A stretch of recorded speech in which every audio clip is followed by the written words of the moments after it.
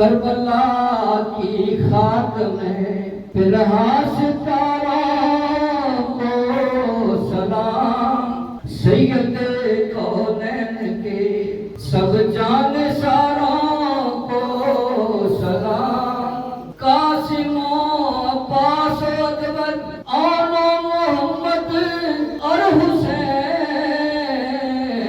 حیدر کرار کے سب ماہواروں کو سلام۔ الحمدللہ وکفا والسلام علی عبادہ الذین اصطفیٰ، خصوصاً علی سید الرسل وخاتم الانبیاء وعلی آلہ واصحابہ کثیرا کثیرا، اما بعد، اعوذ باللہ من الشیطان الرجیم، بسم اللہ الرحمن الرحیم، قل لا اسألکم علیہ اجرا الا المودۃ فی القربى، صدق اللہ العظیم۔ الصلاۃ والسلام علیک یا رسول اللہ، الصلاۃ والسلام علیک یا حبیب اللہ، الصلاۃ والسلام علیک یا شفیع المذنبین، الصلاۃ والسلام علیک یا رحمۃ للعالمین۔ حمد و صلاۃ کے بعد قابل صدر احترام امام و خطیب جامع مسجد ہذا، معززین علاقہ، شرکائے محفل، آج کی یہ بابرکت روحانی محفل پاک 10ویں اور 11ویں شریف کے سلسلے میں انعقاد پذیر ہے۔ دونوں بڑی نسبتیں ہیں، 10 محرم یہ بھی بڑی نسبت ہے، اور ماہانہ 11ویں شریف جو اجمل بھائی یہاں پہ ہر مہینے کراتے ہیں، اس سلسلے میں یہ انعقاد پذیر ہے۔ یہ ایک ہی خاندان ہے جن کی عظمت اور جن کی شہرت ساری کائنات میں عیاں ہے۔ پیران پیر دستگیر روشن ضمیر سیدنا غوث الاعظم رضی اللہ تعالیٰ عنہ، یہ سارے ولیوں کے سردار ہیں، اور امام علی مقام سید الشہداء سارے شہیدوں کے سردار ہیں۔ ایک ہی گھرانہ ہے، ایک ہی خاندان ہے۔ نبی کریم صلی اللہ علیہ وآلہ وسلم کی بارگاہ میں اسامہ بن زید حاضر ہوئے اپنے کام کے لیے۔ فرماتے ہیں کہ میں حضور کی بارگاہ میں آیا، نبی کریم کی بارگاہ میں اپنی حاجت عرض کی تو کملی والے نے میری حاجت پوری کر دی۔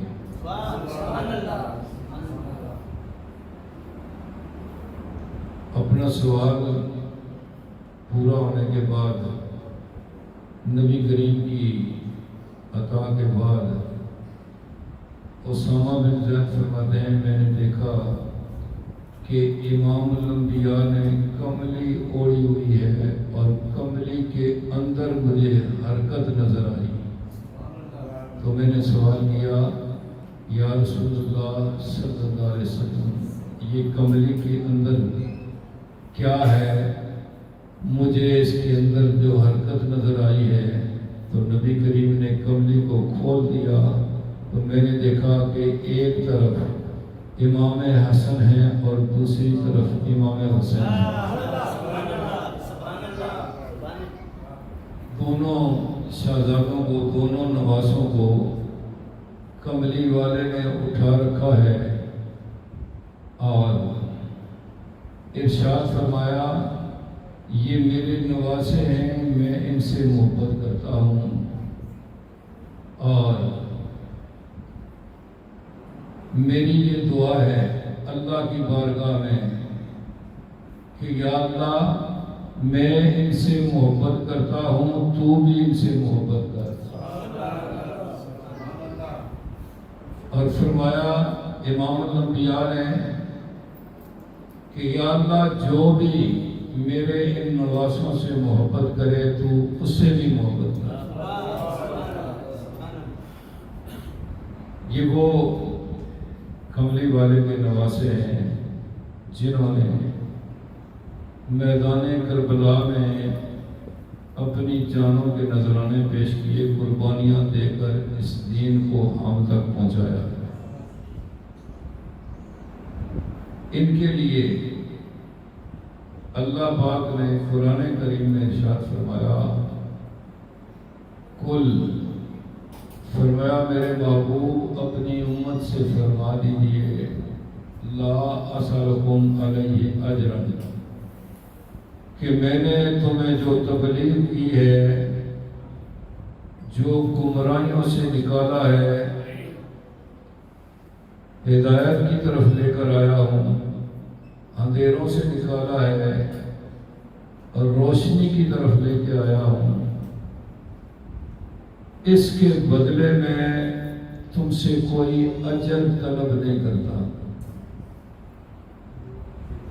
اس کا کوئی صلہ، کوئی بدلہ نہیں مانگتا۔ اس سے پہلے 1,24,000 انبیاء تشریف لائے اور سارے نبیوں نے اپنے اپنے دور میں اپنی اپنی امتوں کو تبلیغ فرمائی۔ اس تبلیغ کے بدلے میں سارے نبیوں نے کہا کہ لوگوں ہم آپ سے اس کا اجر نہیں مانگتے، اس کا اجر ہمیں اللہ دے گا۔ سارے نبیوں نے تبلیغ دین کے صلے میں ارشاد فرمایا کہ لوگوں تم سے اجرت کا سوال نہیں، اس لیے کہ اس کا اجر ہمیں اللہ دے گا۔ 1,24,000 انبیاء میں صرف امام الانبیاء کی ذات ہے جنہوں نے امت سے اس کا اجر طلب کیا، اور وہ اجر کیا ہے؟ آپ اس سے اندازہ لگا لیں گے کہ یہ کتنی عظیم بات ہے، کتنی بڑی بات ہے، اور ان ہستیوں کا مقام، مرتبہ، ان کی عظمت کیا ہے۔ سارے نبیوں نے کہا کہ تبلیغ دین کے بدلے میں لوگوں سے ہم اجرت نہیں مانگتے، اس کا اجر ہمیں اللہ دے گا، فقط ذات پاک مصطفیٰ صلی اللہ علیہ وسلم ایسی ذات ہے جنہوں نے اپنی امت سے اس کا بدلہ طلب کیا۔ اور وہ بدلہ کیا ہے؟ فرمایا لا اسألکم علیہ اجرا، میں اس کے بدلے میں تم سے اجرت نہیں مانگتا، بدلہ نہیں مانگتا، صلہ نہیں مانگتا، الا المودۃ فی القربى، فقط اس کا بدلہ یہ ہے کہ میرے قرابت داروں کے ساتھ کمال درجے کی محبت کرو۔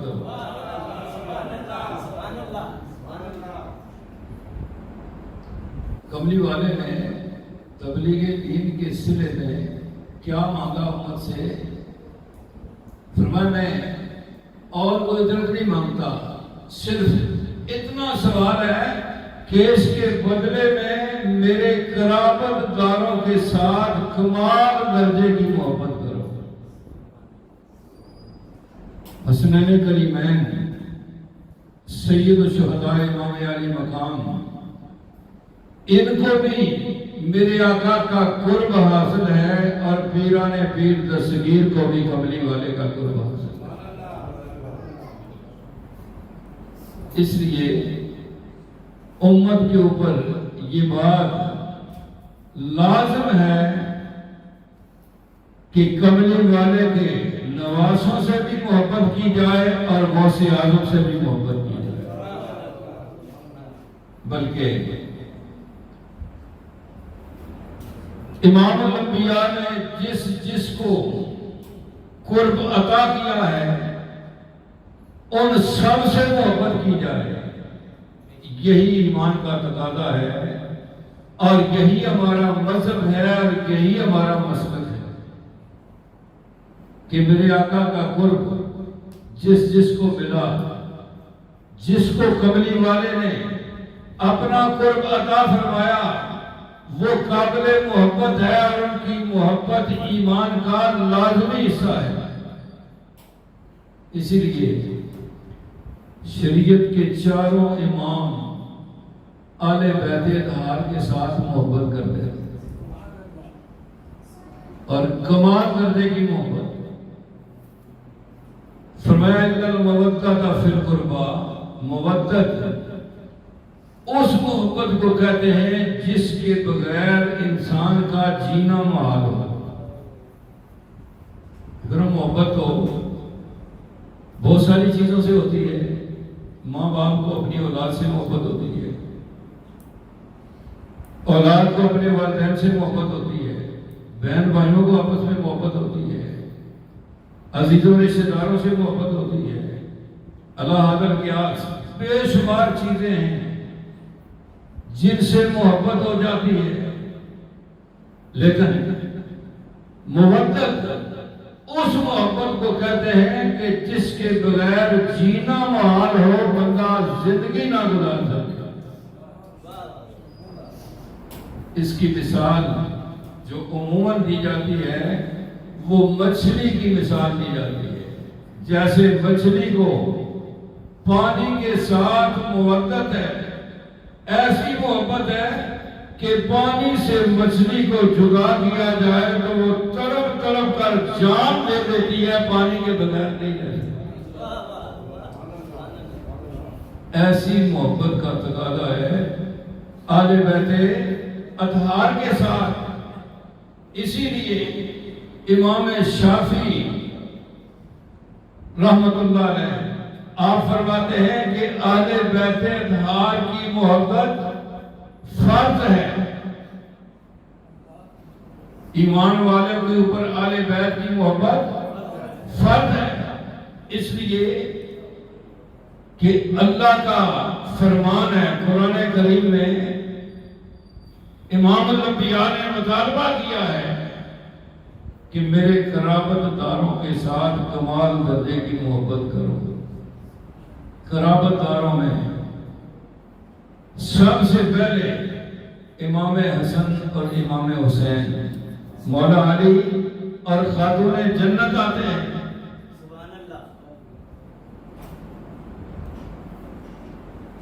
اس کے علاوہ بھی بے شمار ہستیاں ہیں جن کو میرے آقا نے قرب عطا کیا ہے، کیونکہ حسنین کریمین وہ ہستیاں ہیں جن کو میرے آقا کے ساتھ روحانی نسبت بھی ہے اور جسمانی نسبت بھی ہے، دونوں نسبت ہے۔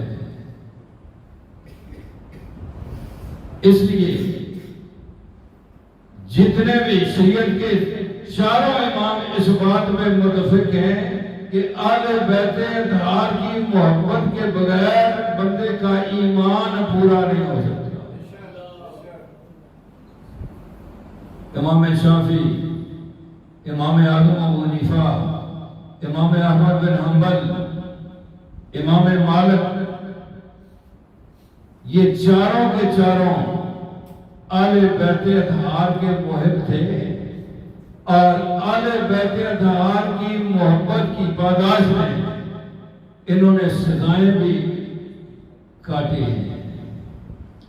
لیکن یہ جانتے تھے کہ اگر اہل بیت کی محبت کو نکال دیا جائے تو ایمان باقی نہیں رہ سکتا، اس لیے انہوں نے کمال درجے کی محبت کی ہے۔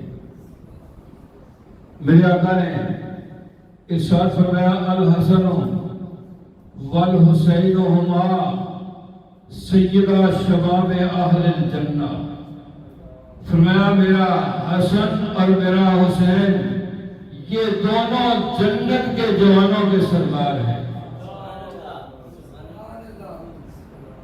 سیدہ شباب اہل الجنہ جنتی جوانوں کے سردار ہیں۔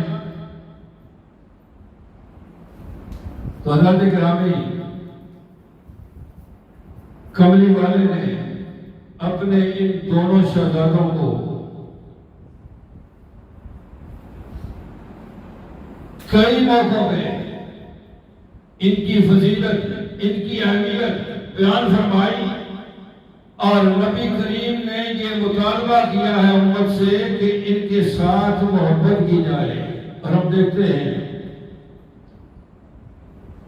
کہ تاریخ میں جتنے بھی اہل ایمان گزرے ہیں سب نے اہل بیت نبوت کے ساتھ، امام الانبیاء کے نواسوں کے ساتھ اور کملی والے کی ساری آل کے ساتھ کمال درجے کی محبت کی ہے۔ حضرت مولانا روم آپ ارشاد فرماتے ہیں غوث اعظم درمیان اولیاء چون محمد درمیان انبیاء، فرمایا پیران پیر دستگیر سیدنا غوث اعظم رضی اللہ تعالیٰ عنہ کی عظمت اور شان سارے ولیوں میں ایسے ہے جیسے سارے نبیوں میں کملی والے کی عظمت ہے۔ میرے آقا سارے نبیوں کے امام ہیں اور غوث اعظم سارے ولیوں کے امام ہیں۔ پیران پیر دستگیر سیدنا غوث اعظم آپ ارشاد فرماتے ہیں نظر تو الہ بلاد اللہ جمعان کا ہر دلالت نلاق میں اتصالی، فرمایا میں اللہ کی ساری زمین کو ایسے دیکھتا ہوں جیسے آج کی ہتھیلی پہ رائی کا دانہ۔ اور پھر آپ نے ارشاد فرمایا وَلَوْ اِنْكَشَفَتْ عَوْرَةُ لِمُرِيدِي بِالْمَشْرِقِ وَأَنَا بِالْمَغْرِبِ لَسَتَرْتُهَا، فرمایا میرا مرید مشرق میں ہو میں مغرب میں ہوں، اس کا سطر کھل جائے تو میں ڈھانپ سکتا ہوں۔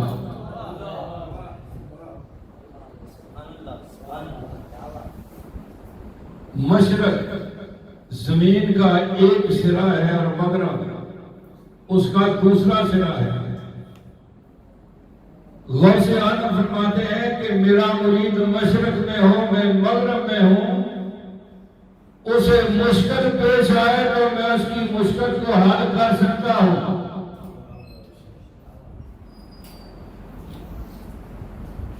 مشرق سے مغرب زمین کا کتنا فاصلہ ہے۔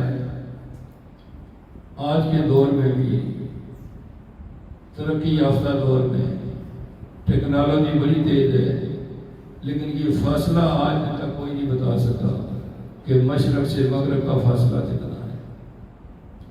غوث اعظم جانتے ہیں، فاصلہ بھی جانتے ہیں اور دیکھ بھی لیتے ہیں، پہنچ بھی جاتے ہیں اور مدد بھی کر سکتے ہیں۔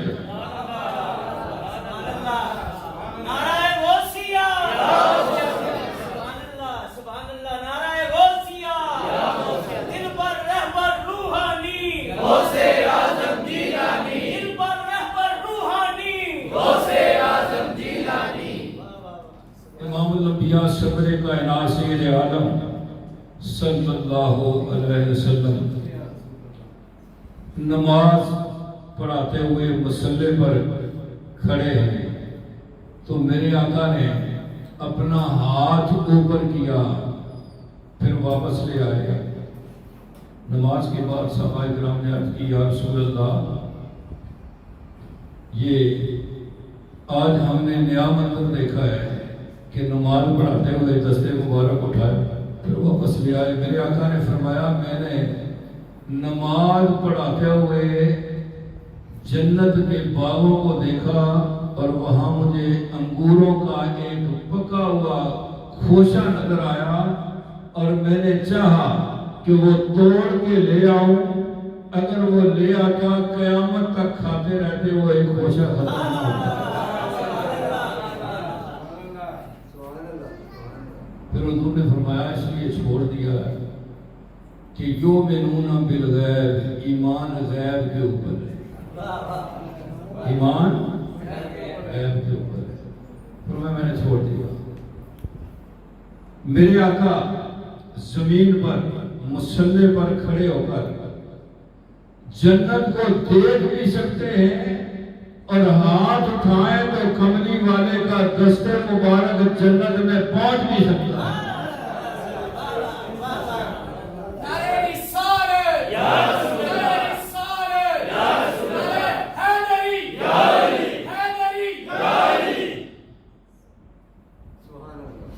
اسی آقا کے فیض یافتہ ہیں حسنین کریمین جنہوں نے ڈائریکٹ امام الانبیاء سے فیض حاصل کیا ہے. امام علی مقام سید الشہداء امام حسین رضی اللہ تعالیٰ عنہ کی ولادت سے پہلے نبی کریم کی چچی ابو الفضل حضرت عباس رضی اللہ تعالیٰ زوجہ ام فضل نبی کریم کی بارگاہ میں حاضر ہو کر عرض کرتی ہیں یا رسول اللہ صلی اللہ علیہ وسلم آج میں نے خواب دیکھا ہے اور بڑا بھیانک خواب دیکھا ہے. حضور نے فرمایا ام فضل خواب بیان کر. عرض کی یا رسول اللہ بڑا ڈراؤنا خواب ہے. میرے آقا نے فرمایا بیان کر. ام فضل نے عرض کی یا رسول اللہ میں نے خواب میں دیکھا ہے کہ آپ کے جسم کا ٹکڑا کاٹ کر میری گود میں رکھا گیا ہے. نبی کریم نے فرمایا ام فضل یہ بڑا اچھا خواب ہے. فرمایا یہ بڑا اچھا خواب ہے. امام الانبیاء نے ارشاد فرمایا کہ اس کی تعبیر یہ ہے اے ام فضل میری بیٹی فاطمہ کے ہاں بیٹا پیدا ہوگا اور وہ تیری گود میں آئے گا.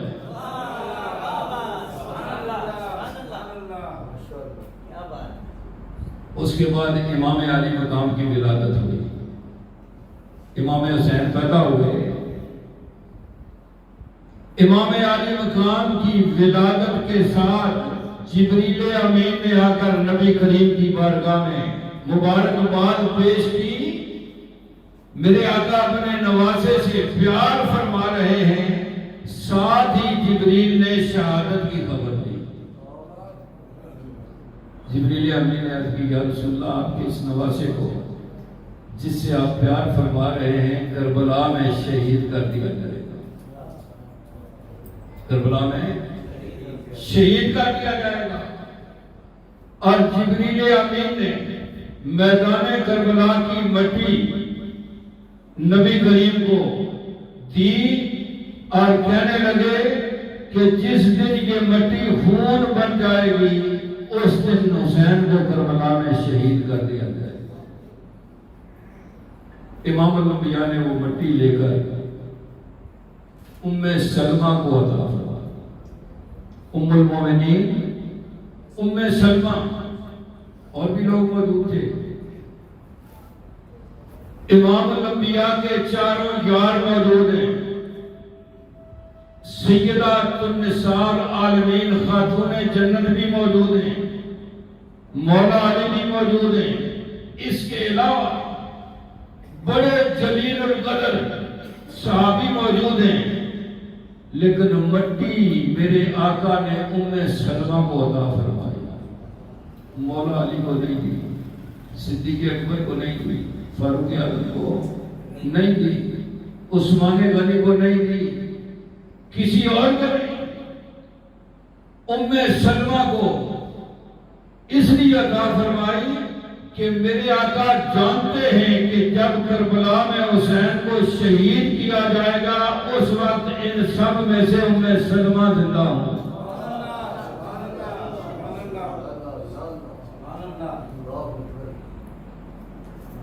اور میرے آقا نے ارشاد فرمایا ام سلمہ اس مٹی کو سنبھال لے، جس دن یہ مٹی خون بن جائے گی سمجھ لینا کہ حسین کو شہید کر دیا. ام سلمہ نے اس مٹی کو بوتل میں باندھ کر کے سنبھال کے رکھ دیا.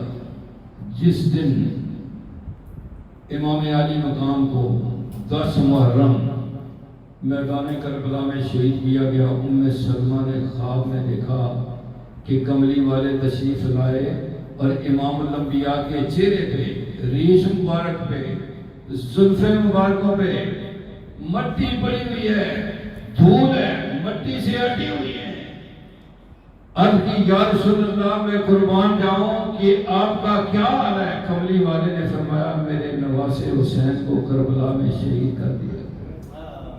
تو میں کربلا سے آتا. ام سلمہ نے خواب کے بعد فوراً بیدار ہو کر اس مٹی کو دیکھا تو وہ مٹی خون بن گئی. بلکہ روایات میں آتا ہے شہادت نواسہ سید الابرار عبدالسلام صاحب لکھی، اس میں لکھا ہے کہ جس دن امام علی مقام کو شہید کیا گیا اس دن ہر چیز سے خون برآمد. جو پتھر اٹھاؤ تو اس کے نیچے سے خون، جو کپڑا ڈالا اس کے اندر خون، آسمان بھی سرخ ہو گیا. امام علی مقام کو میدان کربلا میں شہید کیا گیا. حضرات محترم، آج ان شہداء کی یاد میں اپنی عقیدتوں محبتوں کا نذرانہ لے کر ہم بیٹھے ہیں. پیر نصیر الدین نصیر اللہ تعالیٰ غریق رحمت کرے، ان سے کسی نے سوال کیا کہ آپ مولا علی کو مشکل کشا مانتے ہیں، میدان کربلا میں انہیں اپنا کی تو کوئی مشکل حل نہیں کی. سارا خاندان جی. تو پیر نصیر الدین نے بڑا مدلل اور خوبصورت جواب دیا. پھر صاحب نے فرمایا کہ میرے دوست پہلی بات تو یہ ہے کہ جو مشکل کشا ہوتے ہیں انہیں مشکل پیش نہیں آتی.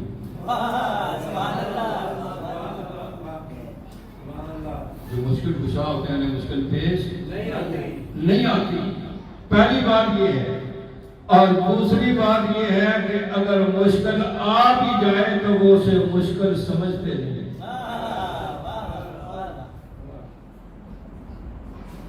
جو مشکل کشا ہوتے ہیں انہیں مشکل پیش نہیں آتی. اگر کوئی مشکل کسی وقت آ بھی جائے تو اسے مشکل سمجھتے نہیں. ساری تاریخ یہ بتاتی ہے اور میدان کربلا کی تاریخ بھی یہی بتاتی ہے. امام علی مقام نے میدان کربلا میں قربانیاں پیش کی ہیں، اپنا سب کچھ اللہ کی رضا کے لیے لٹا دیا ہے اور اس کو مشکل نہیں سمجھا.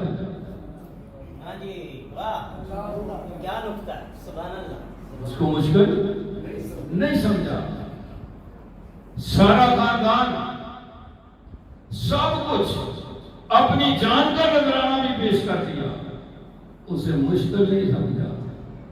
اور اس کا صلہ میرے رب نے امام علی مقام اور آپ کے رفقا کو یہ عطا فرمایا کہ تاریخ نے دیکھا میدان کربلا میں اپنا سب کچھ قربان کرنے کے بعد بھی امام علی مقام اور آپ کے رفقا کے سر نیزوں کی نوک پہ سر سے بلند تھے.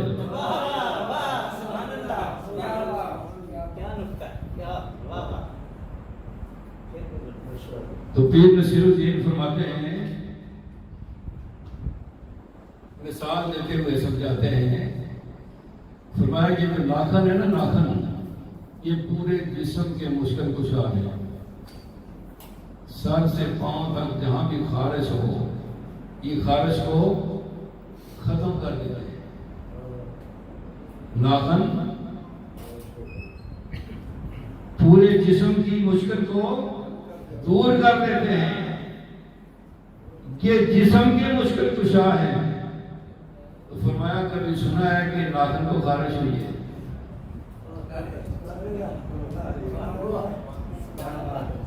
ناخن کو کبھی خارش ہوئی ہے؟ فرمایا اسی طرح جو مشکل کشا ہوتے ہیں انہیں مشکل پیش نہیں آتی، آ بھی جائے تو اسے مشکل سمجھتے نہیں ہیں۔ میدان کربلا میں کربلا والوں پہ کوئی مشکل پیش نہیں آئی۔ میرے امام اپنا خاندان، اپنا کنبہ لے کر 27 رجب کو مدینے سے چلے مکے میں تشریف لائے، 8 ذی الحج تک مکے میں رہے، 8 ذی الحج کو مکے سے چلے کوفے کی طرف، 2 محرم کو میدان کربلا میں روک دیا گیا۔ یزیدی لشکر، اور آپ کو پتا ہے سب سے پہلا لشکر جس نے امام علی مقام کو کربلا میں روکا اس کے سربراہ تھے جناب حر، جو عین لڑائی کے موقع پہ میدان کربلا میں یزیدی لشکر کو چھوڑ کر امام علی مقام کی طرف آ گئے اور لڑتے ہوئے نام شہادت نوش کیا۔ انہوں نے روکا 2 محرم کو، اور امام علی مقام کی بارگاہ میں عرض کی کہ ہمارے لشکر کے پاس پانی ختم ہو گیا ہے۔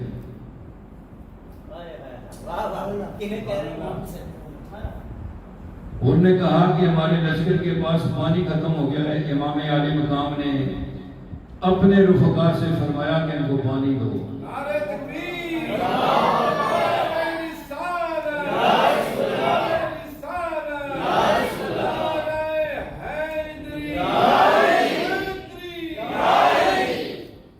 امام علی مقام نے 2 محرم کو ان یزیدیوں کو پانی دیا جنہوں نے 7 محرم کو امام علی مقام کے اوپر پانی بند کر دیا۔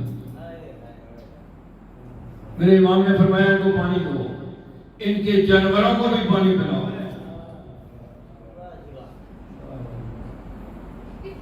اور نے بات کی کہ مجھے یزید نے بھیجا ہے کہ آپ نے بغاوت کی ہے تو آپ کو روکا جائے۔ امام علی مقام نے فرمایا کہ میں اپنے بچوں کو ساتھ لے کر کوفہ والوں کی دعوت میں کوفے جا رہا ہوں، میں نے کوئی بغاوت نہیں کی۔ انہوں نے کہا ہم آپس میں بات کرتے ہیں، رات ہو جائے گی میں لشکر کو سلا دوں گا، آپ نکل جانا۔ امام علی مقام ساری رات چلتے رہے، صبح ہوئی تو پتہ کیا کہ یہ کون سا مقام ہے، بتانے والوں نے بتایا کہ یہ کربلا ہے۔ امام علی مقام نے اپنے رفقا سے فرمایا کہ خیمے لگا لو، اب ہم یہاں سے کہیں نہیں جا سکتے، کیونکہ شہادت کی خبر اور میدان کربلا کی مٹی ولادت کے ساتھ ہی آئی تھی۔ مولا علی بھی جانتے ہیں، خاتون جنت بھی جانتی ہیں، امام حسین بھی جانتے ہیں کہ ہماری آخری منزل میدان کربلا ہے۔ 2 محرم کو کربلا میں پہنچے،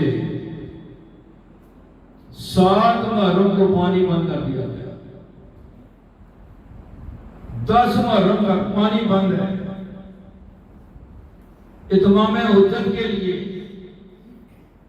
امام علی مقام نے غازی عباس سے فرمایا کہ عباس ذرا نہر فرات سے ہو کر آؤ۔ غازی عباس نے مشکیزہ لیا، گھوڑے پہ بیٹھے نہر فرات کی طرف جانے لگے تو عمر ابن سعد نے کہا کہ عباس کو پانی لے کر نہ جانے دو، اگر یہ مشکیزہ پانی کا امام کے خیموں تک پہنچ گیا تو یہ حیدری شیر ہم سب کو ختم کر دیں گے اور ہم ان کا مقابلہ نہیں کر سکیں گے۔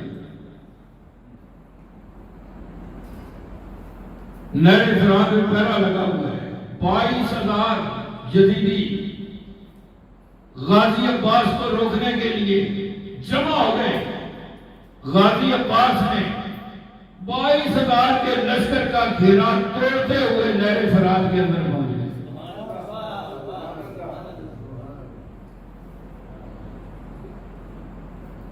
غازی عباس کا گھوڑا بھی نہر میں ہے، غازی عباس بھی نہر میں ہے، پانی غازی عباس کے قدموں میں ہے، نہ گھوڑے نے پانی پیا نہ غازی عباس نے پیا۔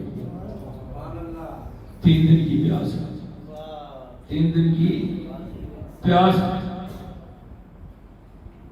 نہ آپ نے پانی پیا نہ آپ کے گھوڑے نے پیا۔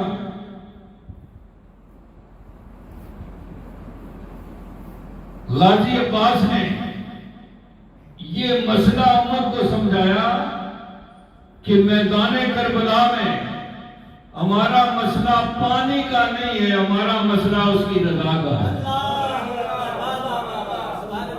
نعرہ تکبیر، نعرہ رسالت، نعرہ حیدری، نعرہ غوثیہ۔ قوت ہوندیاں زور نہ لایا، بیٹھے من رضائی، پانی بعد پیاسے ٹر گئے، دین دنی دے سائیں۔ فرمایا اگر پانی مسئلہ ہوتا تو ہم ساری نہر فرات کو کھینچ کے خیموں میں لے آتے۔ فرمایا ہم اس نبی کے خاندان سے ہیں کہ جو ساقی کوثر ہے،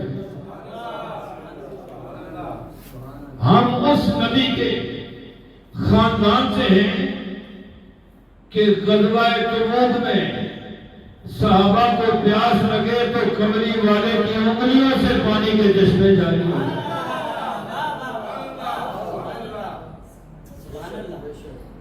لیکن فرمایا آج ہمارا مسئلہ پانی نہیں ہے، اس کی رضا کے اوپر ہم راضی ہیں۔ حضرات محترم، اہل ایمان کی زندگی کا مقصد ہی اس کی رضا ہے۔ اہل ایمان کی زندگی کا مقصد ہی یہ درس میدان کربلا والوں نے ہمیں دیا ہے، لیکن ہم بھول گئے ہیں، ہم اس سبق کو بھول گئے ہیں۔ اللہ پاک نے قرآن کریم میں ارشاد فرمایا ان اللہ اشتری من المؤمنین انفسهم واموالهم بان لهم الجنہ، کہ بے شک اللہ نے ایمان والوں سے سودا کر لیا ہے، ان کی جانوں کا بھی اور ان کی مالوں کا بھی جنت کے بدلے میں۔ اب جتنے بھی ایمان والے قیامت تک ان کا سودا ہو چکا ہے، جنت اللہ نے ان کو عطا کر دی ہے، ان کی جان اور مال خرید لیے ہیں۔ اس کا کیا مطلب ہے؟ اس کا مطلب یہ ہے کہ جو بھی ایمان والا ہے، جو بھی ایمان والا ہے، نہ اس کی جان اپنی ہے نہ مال اپنا ہے، اس کی جان بھی اللہ نے خرید لی ہے اور مال بھی اللہ نے خرید لیا۔ یہ اللہ کا فضل ہے، اللہ کا فضل ہے کہ جان اور مال عطا بھی اسی نے کیے، پھر سودا بھی کر دیا۔ دیکھو نا، کوئی بندہ آپ کو کوئی چیز تحفے کے طور پہ دے اور پھر اس کا سودا کر لے آپ سے، کمال ہے کہ نہیں؟ دے بھی خود اور سودا بھی کر لے اللہ نے، کیونکہ ہمارا ایمان ہے ہمارے پاس جو کچھ بھی ہے، جان مال کے علاوہ جو بھی اللہ نے دیا ہے وہ اللہ کا ہے۔ دینے کے بعد اللہ نے سودا بھی کر لیا ہے، اور سودا کرنے کے بعد جو سودا کرتا ہے وہ مال لے لیتا ہے اسی وقت۔ جو بھی سودا کرتا ہے جس مال کا، اسی وقت مال لے لیتا ہے۔ اللہ نے سودا کیا ہے لیکن مال ہم سے لیا نہیں۔ جان بھی ہمارے پاس رہنے دی، مال بھی۔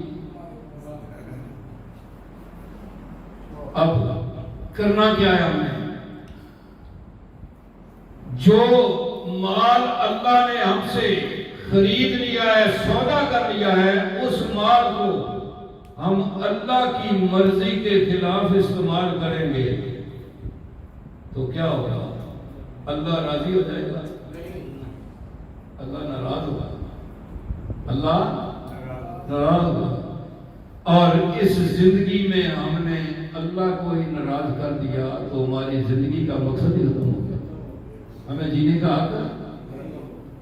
جس ذات نے ہمیں زندگی عطا فرمائی، زندگی کی بہاریں عطا فرمائی، زندگی کی ساری نعمتیں عطا فرمائی، اس ذات کو ہی ہم ناراض کر دیں تو ہمارے جینے کا مقصد ہی فوت ہو جاتا ہے۔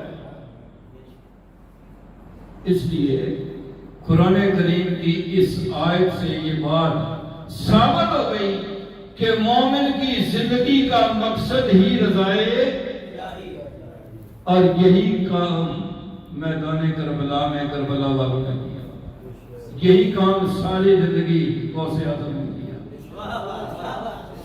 پیران پیر دستگیر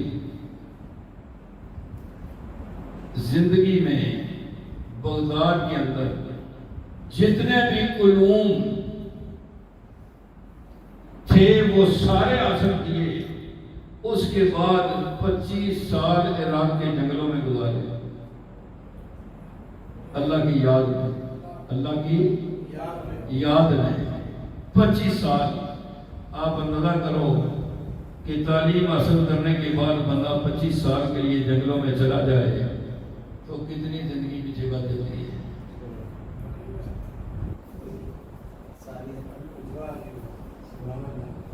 25 سال عراق کے جنگلوں میں عبادت ریاضت میں، اللہ کے ذکر میں، اللہ کی یاد میں ایسے گزارے کہ آپ نے فرمایا 1 سال میں نے درختوں کے پتے کھائے، پانی نہیں پیا، اور 1 سال صرف پانی پیا، کھایا کچھ نہیں۔ اور فرمایا کہ تیسرا سال نہ کچھ کھایا نہ پیا۔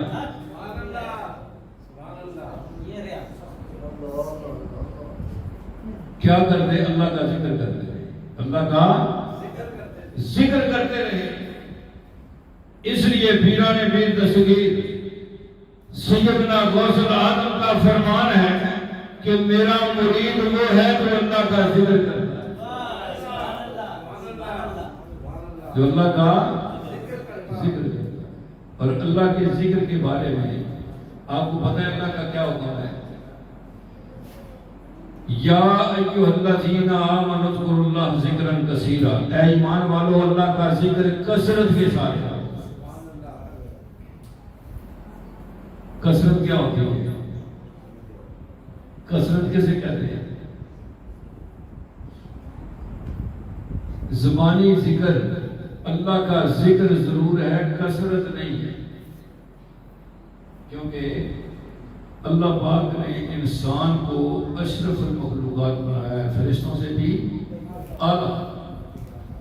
اور فرشتے اللہ نے جب سے پیدا کیے ہیں، جس فرشتے کو میرے رب نے جو ذکر عطا فرمایا ہے وہ ذکر کر رہا ہے،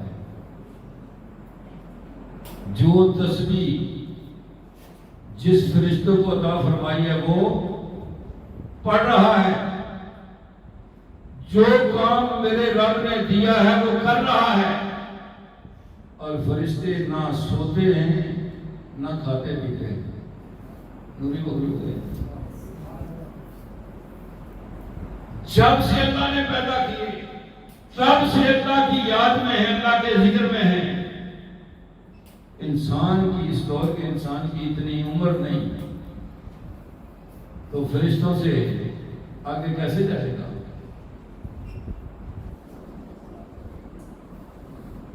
انسان کو میرے رب نے قلب عطا فرمایا ہے سینے میں، اگر یہ بیدار ہو جائے، اللہ کے ذکر میں لگ جائے تو انسان تھوڑی سی عمر میں فرشتوں سے بھی آگے نکل جاتا ہے،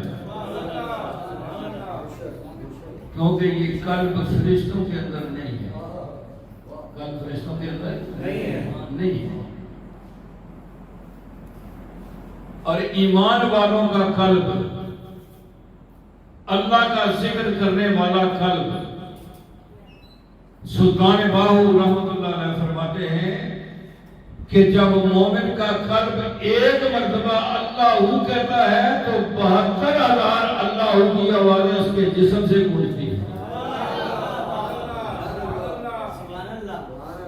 یہ ہے کثرت ذکر الہی کا طریقہ۔ 72,000 مسام ہیں جسم میں جہاں سے پسینہ آتا ہے۔ قلب کا تعلق ہے پورے جسم سے، خون پہنچاتا ہے، اور جب مومن کا قلب اللہ کا ذکر کرتا ہے تو اس کے دل میں جو نور پیدا ہوتا ہے وہ نور ہر رگ و ریشے میں چلا جاتا ہے، اور مومن کا ہر رگ و ریشہ اللہ کا ذکر کرتا ہے۔ یہ طریقہ فرشتوں کے پاس بھی نہیں ہے، جنوں کے پاس بھی نہیں ہے، کسی اور مخلوق کے پاس نہیں، انسان کو اللہ جانا۔ ہماری غفلت کا عالم یہ ہے کہ پروردگار عالم نے ارشاد فرمایا لَهُمْ قُلُوبٌ لَا يَفْقَهُونَ بِهَا، فرمایا میں نے انسانوں کو قلب عطا کیے ہیں لیکن ان کے اندر سمجھ نہیں ہے، سمجھ نہیں ہے۔ وَلَهُمْ أَعْيُنٌ، فرمایا میں نے ان کے قلب کو آنکھیں بھی عطا کی ہیں، لَا يُبْصِرُونَ بِهَا، دیکھتے نہیں ہیں۔ وَلَهُمْ آذَانٌ، میں نے ان کے قلب کو کان بھی عطا کیے ہیں، لَا يَسْمَعُونَ بِهَا، سنتے نہیں ہیں۔ أُولَٰئِكَ كَالْأَنْعَامِ، فرمایا ایسے انسان چوپاؤں کی مانند ہیں، بل ہم اضل، بلکہ ان سے بھی بدتر۔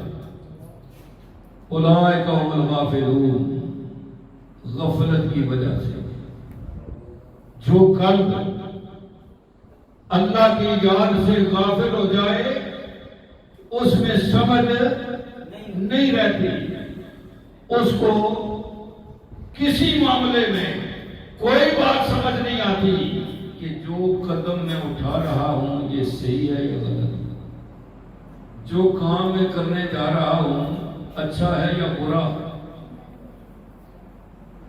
جو چیز میں دیکھ رہا ہوں نیکی ہے یا گناہ، کیونکہ سمجھ نہیں ہے، غفلت کی وجہ سے۔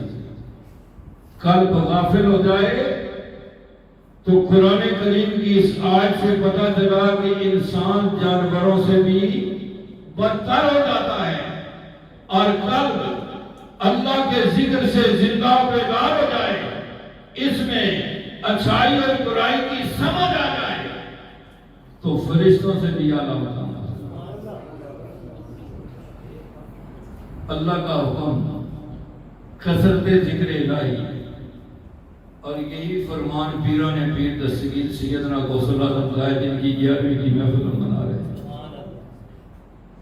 ہمیں پتہ نہیں، ہم جانتے نہیں، کسی نے بتایا نہیں، آج ہماری 11ویں صرف لنگر تک محدود ہو گئی ہے۔ ہم آتے ہیں 11ویں کا لنگر کھانے، اور ہمارا خیال یہ ہوتا ہے کہ غوث پاک کا لنگر ہے، کھائیں گے تو برکت ہو جائے گی۔ غوث پاک کے نقش قدم، غوث پاک کے فرمان اپنے ماننے والے، اپنے چاہنے والوں کے لیے، اس کا ہمیں پتہ نہیں۔ پیران پیر تصویر فرماتے ہیں کہ میرا مرید بغیر ایمان کے دنیا سے نہیں جائے گا، بغیر ایمان کے دنیا سے۔ فرمایا میرا مرید کون ہے؟ جس کا قلب اللہ کا ذکر کرتا ہے، اور جب قلب اللہ کا ذکر کرتا ہے نا تو بندے کی سانس نکل جاتی ہے، دل کی دھڑکن بعد میں بند ہوتی ہے، وہ مرتے ہوئے بھی اللہ کا ذکر کرتا ہوا دنیا سے جاتا ہے۔ اور میرے آقا کا فرمان ہے، کملی والے نے فرمایا جسے مرتے وقت کلمہ نصیب ہوا وہ بغیر حساب کتاب کے جنتی ہے، اور مرتے وقت کلمہ اسے نصیب ہوتا ہے جس کا قلب اللہ کا ذکر کرے۔ زبان مرنے سے پہلے بند ہو جاتی ہے۔ ہمارا خیال ہے کہ کلمہ پڑھ لیں گے لیکن زبان اس وقت بند ہو جاتی ہے۔ قلب ہے جو اس وقت بھی چل رہا ہوتا ہے، اس قلب کو اللہ کا ذکر سکھاؤ، یہ اللہ کا ذکر کرتا ہے۔ کلمہ سکھاؤ، کلمہ پڑھتا ہے۔ نماز سکھاؤ، نماز پڑھتا ہے۔ درود شریف سکھاؤ، درود پڑھتا ہے۔ اور اس کی حاضری کے بغیر نماز میں نہیں ہوتی۔ لا صلاۃ الا بحضور القلب، قلب کی حاضری کے بغیر نماز نہیں ہوتی۔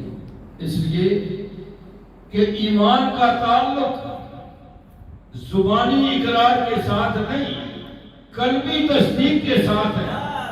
اس لیے ایمان کی صفات میں یہ بات موجود ہے، اقرار باللسان و تصدیق بالقلب۔ زبان بھی اقرار کرے کلمے کا اور قلب بھی تصدیق کرے۔ تو قلب وہی تصدیق کرے گا جو زندہ ہوگا، بیدار ہوگا۔ جو غافل ہے وہ قلب مردہ ہو جاتا ہے، اور جو قلب مردہ ہو جائے، حکیم الامت علامہ اقبال نے فرمایا دل مردہ دل نہیں ہے، دل مردہ فرمایا جو دل مردہ ہو جائے وہ دل نہیں رہتا، دل مردہ دل نہیں ہے، اسے زندہ کر دوبارہ کہ یہی ہے امتوں کی مرض کہن کا چارہ۔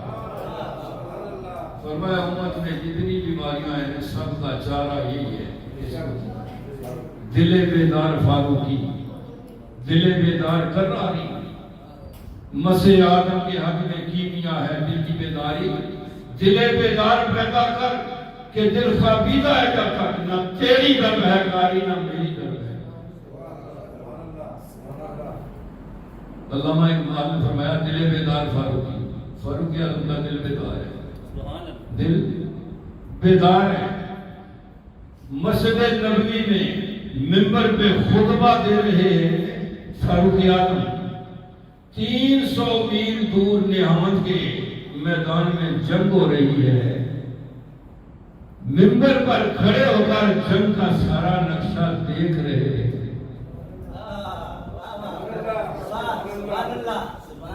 300 میل دور کون دیکھ سکتا ہے؟ یہ آنکھیں نہیں دیکھ سکتی، یہ تو دیوار کے پیچھے بھی دیکھ سکتی۔ یہ آنکھیں جب کھل جائیں نا تو آسمانوں کے اوپر بھی دیکھتی ہیں، زمین کے اندر بھی دیکھتی ہیں۔ اسی لیے غوث اعظم نے فرمایا نظر تو الی بلاد اللہ جوان کہر درت نلاق میں اتصالی، فرمایا اللہ کی ساری زمین ایسے دیکھتا ہوں جیسے ہتھیلی پر رائی کا دانا ہو۔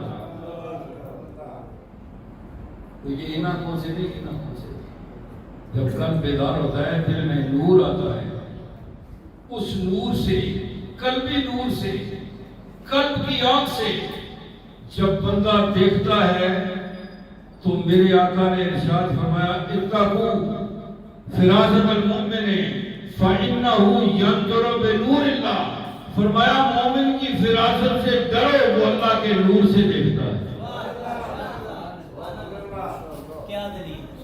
وہ اللہ کے نور سے دیکھتا ہے۔ وہ نور ان ہستیوں سے ملتا ہے، کربلا والوں سے ملتا ہے، پیران پیر دستگیر جناب غوث پاک سے ملتا ہے۔ جس کو کملی والے نے قرب عطا فرمایا ہے یہ نور وہاں سے ملتا ہے۔ جو میرے آقا کے قریب ہوتا گیا کملی والے اسے نور عطا کرتے تھے اور ان سے جو منسلک ہوا اس کو نور ملتا ہے. اس نور کی روشنی میں بندہ جب دیکھتا ہے تو زمین کے نیچے بھی نظر آتا ہے, آسمانوں کے اوپر بھی نظر آتا ہے. اس لیے غوث پاک نے فرمایا کہ میرا مرید مشرق میں ہو, میں مغرب میں ہوں, میں دیکھ بھی لیتا ہوں, پہنچ بھی جاتا ہوں اور مدد بھی کرتا ہوں.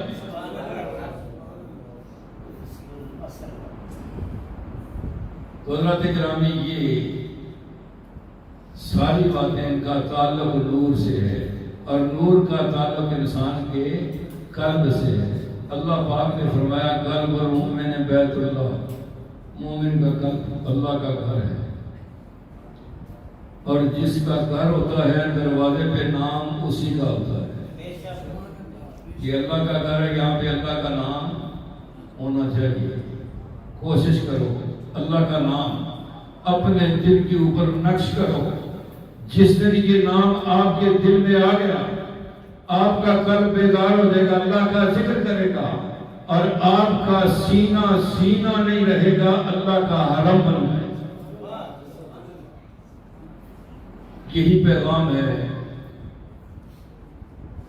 کربلا والوں کا, یہی پیغام ہے پیران پیر تسلیم سیدنا غوث الاعظم کا, اور اسی پیغام کا پرچار کر رہے ہیں انجمن سرفروشان اسلام والے کہ خدا را اپنے سینوں میں غافل قلوب کو بیدار کر. اگر آپ اس کوشش میں کامیاب ہو جاتے ہیں, آپ کے قلب اللہ کے ذکر سے زندہ و بیدار ہو جاتے ہیں, تو آپ کی دنیا بھی کامیاب ہے اور آخرت بھی کامیاب ہے. ورنہ کوئی پتہ نہیں یہ غفلت جانوروں سے بدتر بنا کر آپ کو کہاں لے جائے. اللہ پاک کی بارگاہ میں دعا ہے پروردگار عالم ہماری اس مختصر سی حاضری کو اپنی بارگاہ میں قبول فرمائے. پروردگار عالم اپنے محبوب کے قرابت داروں کے ساتھ کمال کرنے کی محبت کرنے کی توفیق عطا فرمائے. حضرات گرامی, جو لوگ چاہتے ہیں اس پیغام کو حاصل کرنا چاہتے ہیں, جن کی خواہش ہے کہ ان کی قلب بھی سینے میں بیدار ہو کر اللہ کا ذکر کرے, طریقہ ہم بتاتے ہیں. ہماری طرف سے کوئی پابندی یا مطالبہ نہیں, صرف ہم طریقہ بتائیں گے اللہ کے لیے. آپ نے اس طریقے پہ عمل کرنا ہے اللہ کے لیے. اگر اس طریقے پر عمل کرنے سے آپ کا قلب بیدار ہو جائے, اللہ کا ذکر شروع کر دے, تو آپ کے لیے مبارک ہے. ورنہ جتنا عرصہ اس کے لیے آپ کوشش کریں گے اللہ اس کا اجر ضرور دے گا, کیونکہ جو کوشش اللہ کے لیے کی جائے اس کا اجر ضائع نہیں ہوتا. جو دوست جو آپ چاہتے ہیں کہ ان کا دل اللہ کا ذکر کرے, ان سے گزارش ہے اپنی جگہ پر بیٹھے ہوئے توجہ اپنے دل کی طرف کر رہے ہیں, سینے میں بیٹھ رہے, دل کے اوپر اسم ذات اللہ, لفظ اللہ تصور سے نقش کرتے ہوئے دل ہی دل میں پڑھے اللہ اللہ اللہ اللہ اللہ اللہ اللہ اللہ اللہ اللہ.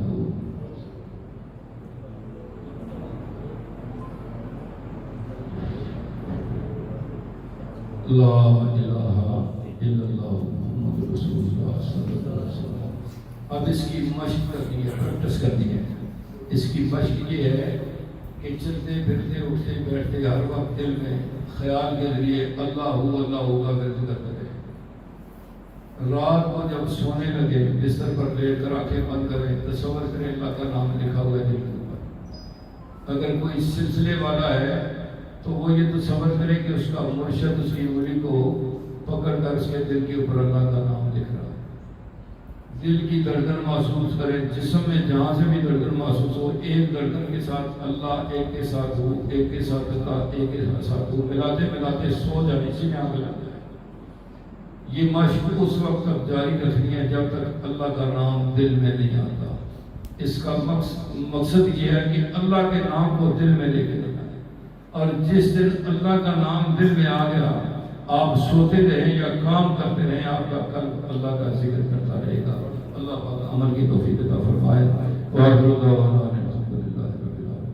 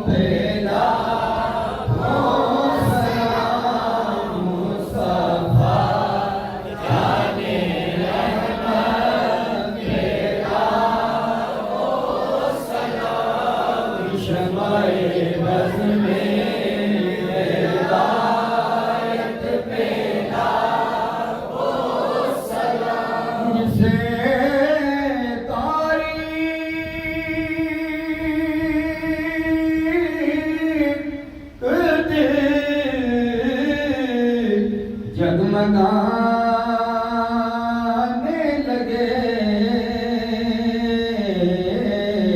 اس چمک والی رنگت پیدا ہو سلام مصطفیٰ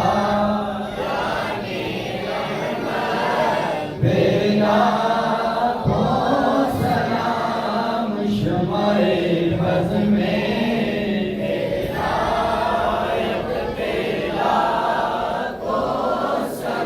یا نبی سلام علیکہ، یا رسول سلام علیکہ، یا حبیب سلام علیکہ، صلوات اللہ علیکہ، حبیبی یا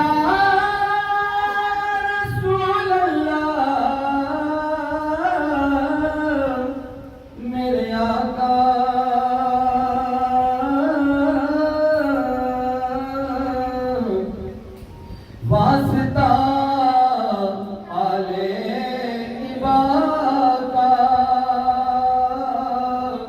صدقہ خیر النساء کا، اور شہید کربلا کا غم نہ ہو روزے جزا کا، یا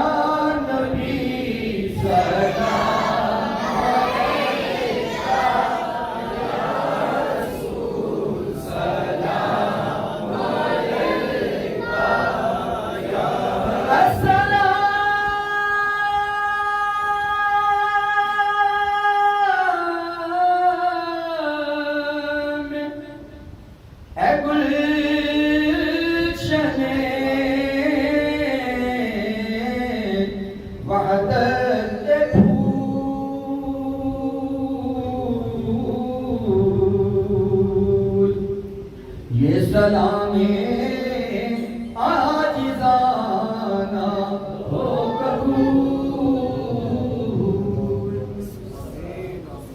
کربلا کی خاک میں پلہا ستاروں کو سلام، سید کونین کے سب جان ساروں کو سلام، قاسم و عباس و اکبر آن و محمد اور حسین،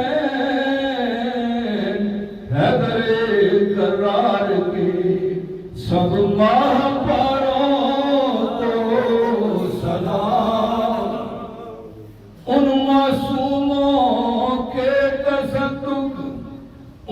جوانوں پر نثار خون میں لتھڑے ہوئے زہرا کے پیاروں کو سلام، جن کی عظمت کے ترانے حشر تک گائیں گے لوگ، ان بنائے لا الہ الوی دلاروں کو سلام۔ الصلاة والسلام علیکم یا رسول اللہ، الصلاة والسلام علیکم یا حبیب اللہ، الصلاة والسلام علیکم یا شفیع المذنبین، الصلاة والسلام علیکم یا رحمت للعالمین۔ أعوذ بالله من الشيطان الرجيم. بسم الله الرحمن الرحيم. قل يا أيها الكافرون لا أعبد ما تعبدون ولا أنتم عابدون ما أعبد ولا أنا عابد ما عبدتم ولا أنتم عابدون ما أعبد لكم دينكم ولي دين. بسم الله الرحمن الرحيم. قل هو الله أحد الله الصمد لم يلد ولم يولد ولم يكن له كفوا أحد. بسم الله الرحمن الرحيم. قل هو الله أحد الله الصمد لم يلد ولم يولد ولم يكن له كفوا أحد. بسم الله الرحمن الرحيم. قل هو الله أحد الله الصمد لم يلد ولم يولد ولم يكن له كفوا أحد. بسم الله الرحمن الرحيم. قل أعوذ برب الفلق من شر ما خلق ومن شر غاسق إذا وقب ومن شر النفاثات في العقد ومن شر حاسد إذا حسد. بسم الله الرحمن الرحيم. قل أعوذ برب الناس ملك الناس إله الناس من شر الوسواس الخناس الذي يوسوس في صدور الناس من الجنة والناس. بسم الله الرحمن الرحيم. الحمد لله رب العالمين الرحمن الرحيم مالك يوم الدين إياك نعبد وإياك نستعين اهدنا الصراط المستقيم صراط الذين أنعمت عليهم غير المغضوب عليهم ولا الضالين آمين. بسم الله الرحمن الرحيم. ألف لام ميم ذلك الكتاب لا ريب فيه هدى للمتقين الذين يؤمنون بالغيب ويقيمون الصلاة ومما رزقناهم ينفقون والذين يؤمنون بما أنزل إليك وما أنزل من قبلك وبالآخرة هم يوقنون أولئك على هدى من ربهم وأولئك هم المفلحون. وإلهكم إله واحد لا إله إلا هو الرحمن الرحيم. إن رحمة الله قريب من المحسنين. ألا إن أولياء الله لا خوف عليهم ولا هم يحزنون الذين آمنوا وكانوا يتقون. وما أرسلناك إلا رحمة للعالمين. ما كان محمد أبا أحد من رجالكم ولكن رسول الله وخاتم النبيين وكان الله بكل شيء عليما. إن الله وملائكته يصلون على النبي يا أيها الذين آمنوا صلوا عليه وسلموا تسليما. اللهم صل على سيدنا مولانا محمد وعلى آل سيدنا مولانا محمد وبارك وسلم عليه. سبحان ربك رب العزة عما يصفون وسلام على المرسلين والحمد لله رب العالمين. الله أكبر الله أكبر لا إله إلا الله والله أكبر الله أكبر ولله الحمد. اللهم صل على محمد وعلى آل محمد وبارك وسلم. یا اللہ ہماری آج کی حاضری اپنی بارگاہ میں قبول فرما، ہماری غلطیوں کو اپنے گناہوں سے درگزر فرما۔ یا اللہ جو ختم کلام پاک پڑھا گیا حاضر نیاز اپنی بارگاہ نازلہ میں قبول فرما کر ہمیں اس کا اجر عظیم عطا فرما۔ بارگاہ امام الانبیاء سرور کائنات سید عالم صلی اللہ علیہ وسلم میں پیران پیر دستگیر جناب غوث پاک کی جانب سے عدیاتاً تحفتاً پیش کرتے ہیں، قبول فرما۔ نبی کریم کے دفعہ 1,24,000 انبیاء کی ابا اس کا 100 سال کرتے ہیں۔ حضور کے والدین کریمین، اہل بیت اطہار، صحابہ اکرام، ازواج مطہرات، 4 یار، 5 تن پاک، شہیدان کربلا، شہدائے بدر، شہدائے احد، شہدائے اسلام کی روح کو اشار کرتے ہیں۔ ائمہ اہل بیت اطہار کی روح کو اشار کرتے ہیں۔ پیران پیر دستگیر جناب غوث پاک کی روح کو اشار کرتے ہیں۔ کل اولیاء غوث خطب بدار قلندر اتار خیرات محمد صالح اکرام کی روح کو اشار کرتے ہیں۔ جمیع مومنین مومنات مسلمین مسلمات امت مرحومہ بالخصوص آل خانہ جنہوں نے یہ اہتمام کیا، حاضرین محفل کے آباء و اجداد کی روح کو حساب کرتے ہیں۔ یا اللہ سب کی آخرت کی منزلیں آسان فرما، قبروں کو روشن و منور فرما، نبی کریم کی زیارت حضور کی شفا نصیب فرما۔